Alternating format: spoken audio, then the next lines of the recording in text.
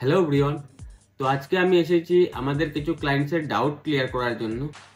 যে অনেকেই বলে থাকেন হেয়ার প্যাচ লাগিয়ে আমি সুইমিং করতে পারবো নাকি, হেয়ার প্যাচ লাগালে ন্যাচারাল লুক আসবে নাকি। তো A to Z কোয়েশ্চেনের আনসার আমি এই ভিডিওর মধ্যে দেওয়ার চেষ্টা করব, আপনারা ভিডিওটা লাস্ট অব্দি দেখবেন। ফার্স্ট কোয়েশ্চেন যেটা আমাদের কাছে এসে যে হেয়ার প্যাচ লাগালে ন্যাচারাল লুক আসে নাকি। তো হেয়ার প্যাচ লাগালে আপনার 100% ন্যাচারাল লুক আসে দুটো জিনিসের উপরে ডিপেন্ড করে। ফার্স্ট হচ্ছে আপনার হেয়ার কাটটা আপনি কোন টেকনিশিয়ানকে দিয়ে করাচ্ছেন বা কতটুকু প্রফেশনাল জায়গায় গিয়ে করছেন। সেকেন্ড হচ্ছে আপনার প্যাচটা কী রেঞ্জে আপনি বাই করছেন। যদি আপনি 10 to 15,000 या 15 to 25,000 এর মধ্যে যদি আপনি একটা হেয়ার প্যাচ বাই করে থাকেন তাহলে 100% ন্যাচারাল লুক আসে। আমি এটাও বারবার বলে দিচ্ছি, আপনার হেয়ার কাটের উপরে 50% ডিপেন্ড করে থাকে। সেকেন্ড যেটা আমাদের কাছে কোয়ারিজ আছে যে স্যার হেয়ার প্যাচ লাগানোর পরে আমি তো হেলমেট ইউজ করি, যখনই আমি হেলমেট খুলি চুলটা বসে যায়। তো আমি এটাই সাজেস্ট করব আপনাদেরকে যে যখনই আপনি হেলমেটটা খুলবেন, আপনি কোথাও ওয়ার্ক প্লেস যাচ্ছেন বা আপনার অফিসে যাচ্ছেন, যাওয়ার পরে হেলমেটটা যখন খুলবেন তখন আমরা হালকা হাত দিয়ে হেয়ারটাকে অরিজিনাল হেয়ারের মতন আমি অল্প সেটিং করে নেব, তবে এটা সেট হয়ে যাবে।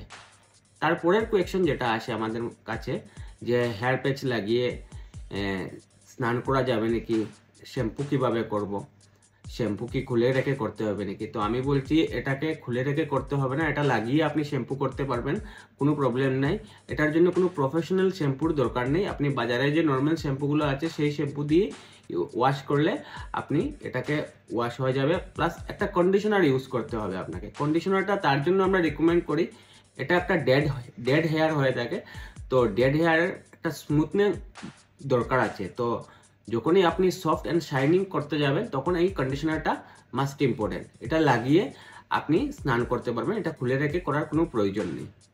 স্নান করার পরে আপনি হালকা টাওয়াল দিয়ে হেয়ারটাকে মুছে নিলেন, তারপরে আপনি সিরাম ইউজ করে আপনি আপনার হেয়ার স্টাইল করে নিলেন। তারপরে যেটা কোয়েশ্চেন আসে আমাদের কাছে যেটা স্যার এটার কোনো সাইড এফেক্ট আছে নাকি, প্লাস এটার লাস্টিংটা কীরকম।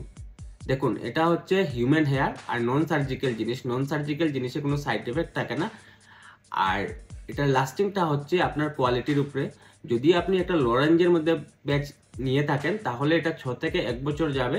আর যদি একটু ভালো বাজেটের মধ্যে আপনি যেমন 10 to 15 या 15 to 20-র মধ্যে যদি আপনি একটা হেয়ার প্যাচ নেন তাহলে এটার লাইফটা বেড়ে যাবে 2 থেকে 3 বছর যায়। বাকিটা আপনার মেনটেন্যান্সের উপরে, কতটুকু আপনি ভালোভাবে মেনটেন করছেন। অনেকের আবার অনেক ডাউটস এসে যায় মেনটেনটা আমি আবার কী করে করব। নর্মালি যখন ধুলাবালি আমাদের হেয়ারে লেগে যায় তখন আমরা সপ্তাহে 2 days শ্যাম্পু এবং কন্ডিশনার করে নিলে এটা মেনটেন হয়ে যায়, আদার্স কিছু করতে লাগবে না আপনাদেরকে। তারপরের যে কোয়েশ্চেনটা আসে আমাদের কাছে যেটা স্যার এটা লাগালে মাথা গরম হয়ে যাবে না। তো তো আমি এটা ক্লিয়ার করে বলছি যে এটা লাগালে মাথা গরম হবে না, এটার মধ্যে 100% ভেন্টিলেশন দেওয়া আছে, কোনো প্রবলেম নাই।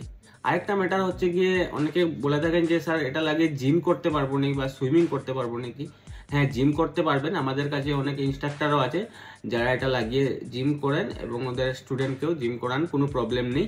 তো আপনি দুটোটা জিনিস ইজিলি করতে পারবেন। তারপরের কোয়েশ্চেন যেটা আমাদের কাছে আসে যে স্যার এটা লাগিয়ে যদি কেউ আমাকে টান দেয় চুলটা ধরে তো আমাদের ফ্রেন্ড সার্কেলের মধ্যে খুলে যাবে না। তো তো আমি বলছি রিয়েলিটি এটা হয় না, এটা ফ্লেমেই সম্ভব হয়।